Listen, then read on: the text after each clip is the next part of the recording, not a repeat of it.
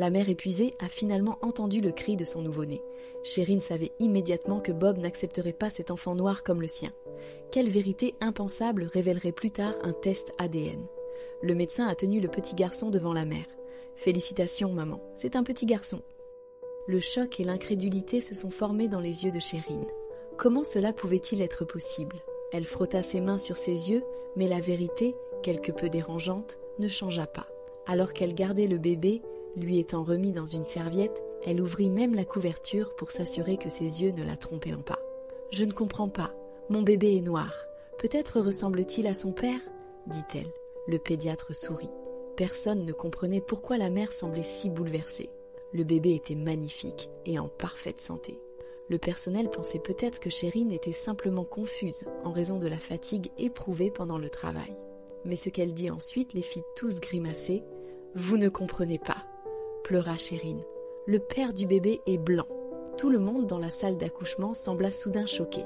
Mais personne n'était plus bouleversé que la nouvelle mère. Sherine savait que tout l'enfer se déchaînerait dès l'arrivée de son mari.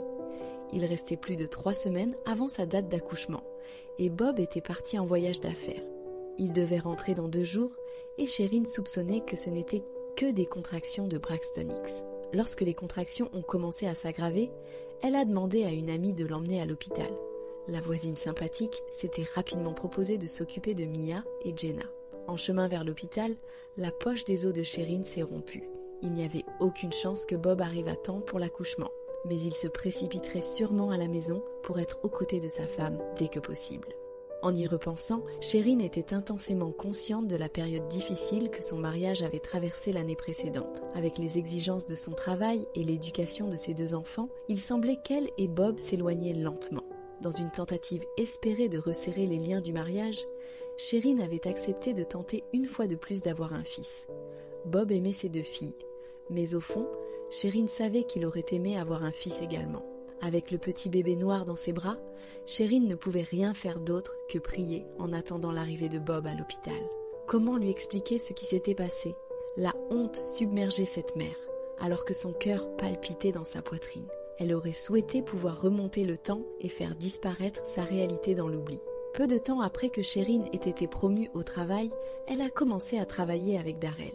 Il était son supérieur et avait un esprit tellement fascinant. Il appréciait le travail acharné de Sherine et la complimentait souvent sur son style et la façon dont elle prenait soin d'elle-même. C'était bon d'être remarqué. Il était clair dès le premier jour que Bob n'appréciait pas la situation professionnelle de sa femme. Bob voyait Darrell comme une menace, sentant qu'il accordait trop d'attention à Sherine. Cela n'était pas aidé par le fait que Bob venait d'un milieu très conservateur et n'appréciait pas particulièrement les personnes noires. Sherine avait assuré à son mari qu'ils étaient simplement des collègues et qu'ils travaillaient bien en équipe. Mais maintenant qu'elle venait d'accoucher d'un bébé noir, elle savait exactement ce que son mari penserait. Il était temps de réfléchir vite.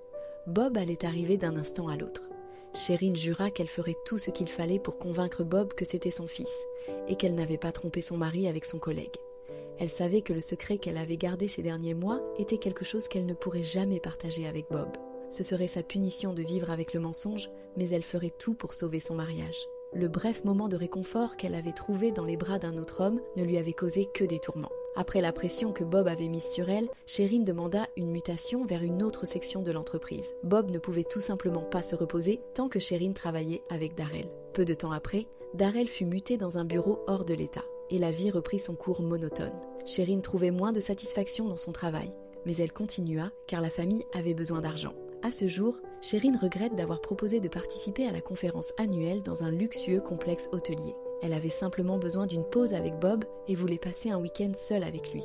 Elle aimait ses petites filles, mais elle avait besoin que son mari prenne pleinement en charge les enfants dans l'espoir qu'il apprécie un peu plus ses efforts quotidiens. Elle se sentait souvent incomprise en tant qu'épouse et mère, et c'était probablement ce qui l'avait poussée à commettre une terrible erreur. Elle ne savait pas qu'elle rencontrerait Darrell à la conférence. Son ancien collègue avait fait un effort pour que Sherine se sente valorisée et vue. Après une longue journée, ils allèrent boire un verre, et Sherine fut prise au dépourvu par la poursuite implacable de Darrell. Sans le planifier, les choses dérapèrent. Quand elle se réveilla à côté de son ex-patron le lendemain matin, Sherine regretta profondément ses actions. Elle avait commis la pire erreur de sa vie. C'était sûrement par culpabilité. Mais après son retour à la maison, Sherine fit tout ce qu'elle pouvait pour rendre Bob heureux.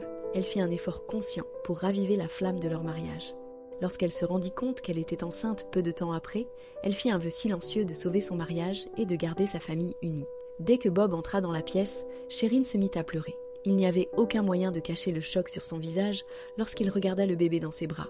Il hurla sur sa femme. « Est-ce que tu pensais un instant que j'accepterais le fils d'un homme noir comme le mien ?» Il n'y eut aucune discussion.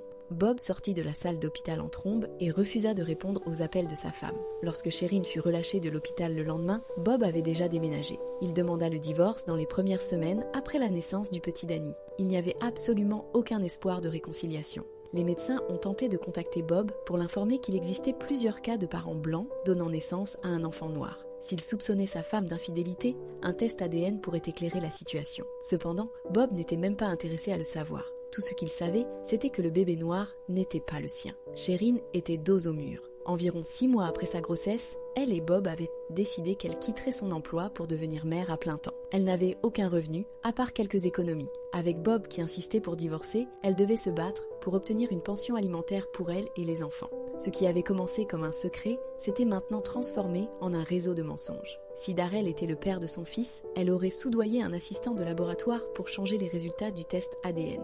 Sherine savait qu'elle trouverait quelqu'un d'assez désespéré pour de l'argent. Elle payerait même quelqu'un pour témoigner que Danny était le fils de Bob. Si ce dernier refusait de se réconcilier, au moins il paierait une pension pour ses 3 enfants. Comme prévu, le tribunal exigea des tests ADN. À sa grande surprise, elle trouva quelqu'un prêt à modifier les résultats. Sherine ne voulait pas que Darrell sache qu'il était le père, car elle s'était rapidement rendu compte qu'il ne serait jamais un bon père.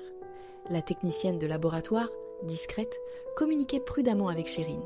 Forte de ses 25 ans d'expérience, elle avait une crédibilité indiscutable. Cependant, Bob demanda un autre test ADN indépendant. Sherine n'avait plus aucun contrôle sur la situation et savait que son mensonge serait exposé. Le tribunal ajourna les audiences en attendant les résultats accélérés. Le matin de la dernière audience, Sherine était nerveuse. Elle n'avait aucun plan pour prendre soin de Danny, mais elle s'attendait à ce que Bob s'occupe au moins de leurs 2 filles. Lors de l'audience, l'expert en ADN témoigna sous serment: « Je confirme que les résultats révèlent de manière concluante que M. Robert Thornton est le père biologique de Daniel Thornton. » Sherine haleta, incapable de croire ses oreilles. Comment cela était-il possible? N'oubliez pas de cliquer sur j'aime et de vous abonner à la chaîne pour ne pas manquer les prochaines histoires.